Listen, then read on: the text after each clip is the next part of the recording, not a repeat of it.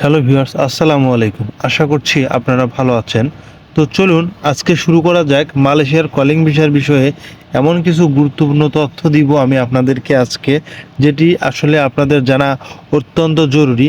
তো প্রিয় দর্শক, আজকে বিশেষ করে যে প্রতিবেদনটি প্রকাশ করা হয়েছে যে মালয়েশিয়ার কলিং ভিসায় যারা আগ্রহী কাজ করতে যেতে চান তাদের জন্য খবরটি অত্যন্ত গুরুত্বপূর্ণ। সরকার এবং প্রশাসনিক সূত্রের সর্বশেষ যে তথ্য এসেছে, সব মিলিয়ে মালয়েশিয়া সরকারের নতুন ধাপে কলিং ভিসার প্রক্রিয়া করার প্রস্তুতি নিয়ে গত বছর থেকে যেসব বাংলাদেশি কর্মী সম্পূর্ণ হওয়ার কথা ছিল সেগুলো কিন্তু যেতে পারেননি বা প্রশাসনিক জটিলতার কারণে আটকে গিয়েছিলেন, তাদের জন্য একটি বিশাল স্বস্তির খবর। সংশ্লিষ্ট কর্তৃপক্ষের সিদ্ধান্ত অনুযায়ী নভেম্বর মাসের প্রথম দফায় কিন্তু আটকে থাকা কর্মীদের মধ্যে প্রায় 500 জন কর্মী কিন্তু মালয়েশিয়ায় পাঠানো হবে। এটি কেবল প্রাথমিক ধাপ। পরবর্তী ধাপেতে আরও সংখ্যক কিছু কর্মী পাঠানো হবে।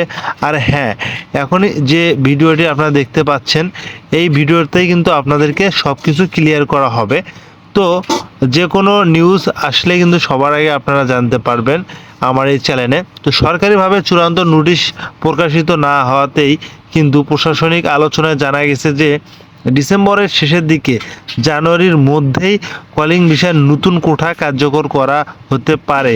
অর্থাৎ বছরের প্রান্ত শেষ থেকে আবার বছরের শুরুতেই কিন্তু বাংলাদেশ থেকে মালয়েশিয়ার যে শ্রমিক নেয়ার কথা ছিল সেটি কিন্তু প্রক্রিয়ার সম্ভাবনা চালু হতে পারে। এদিকে মেডিকেল প্রক্রিয়া নতুনভাবে সাজানো হয়েছে। শুধু অনুমোদিত মেডিকেল সেন্টারগুলোতেই কিন্তু টেস্ট করার সুযোগ থাকবে। অনুমোদিত কোনো ক্লিনিক বা মেডিকেলে সেটা হলে কিন্তু বাতিল বলে গণ্য হবে, কারণ মেডিকেল সেন্টার ছাড়া কিন্তু মেডিকেল পরীক্ষায় কোনো থাকবে না। যেমন মেডিকেল পরীক্ষাতে কি কি থাকবে সেই বিষয়টা আমি ক্লিয়ার করতেছি। মেডিকেল পরীক্ষায় থাকবে আপনার রক্ত পরীক্ষা, এক্স রে, হাইড্রোস্কোপি এবং ইউরিন টেস্ট এবং সমগ্রী স্বাস্থ্য পরীক্ষা। মেডিকেল পরীক্ষা সম্ভাব্য শুরুর তারিখ নভেম্বরের মাঝামাঝি এবং ডিসেম্বরের শুরুতেই হতে পারে। এবার আশা করা যায় যে মালয়েশিয়ার বর্তমান শ্রম বাজার পরিস্থিতিতে কী অবস্থা এবং দেশটির অর্থনৈতিক এখনও পুনরায় বৃদ্ধি এবং পর্যায়ে আছে এবং শ্রমিকের ঘাটতি দিন দিন বেড়েই চলছে, কারণ নির্মাণ খাতে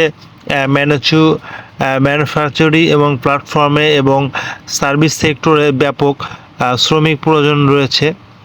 তো এসব লক্ষ্য করে কিন্তু আইনসম্মত কর্মী কিন্তু অবশ্যই নিয়োগ করা হয়েছে, যাতে কোনো প্রকার দালাল চক্র বা প্রতারণা চক্র না ঘটে।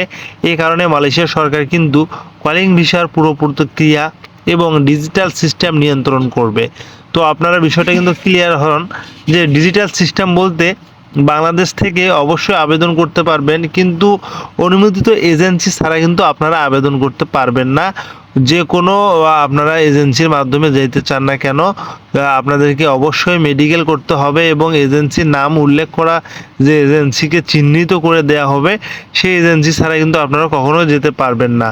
তো এখন আসি বেতনের কথায়। বেতন এবং সুযোগ সুবিধা থাকা কোম্পানির এবং খাওয়ার নিজেদের। মালয়েশিয়ার বর্তমান বেসিক বেতন শুরু হচ্ছে 1700 ইঙ্গিত থেকে শুরু হবে। এর মধ্যে দক্ষ কর্মীদের আরও বেতন বৃদ্ধির কথা বলা হয়েছে। নির্মাণ খাতে এবং ম্যানুফ্যাকচারিং সেক্টরে যে সকল লোকজন যাবে তাদের ওভারটাইম এবং সরকারি ছুটি এবং সব কিছু মিলে কিন্তু থাকবে। এবং মালয়েশিয়ার শ্রম বাজার কিন্তু আইনগত দিন দিন আরও বৃদ্ধির দিকে যাচ্ছে। কোম্পানিগুলোতে সাধারণ সুবিধা এবং আরও অনেক কিছু বেড়েই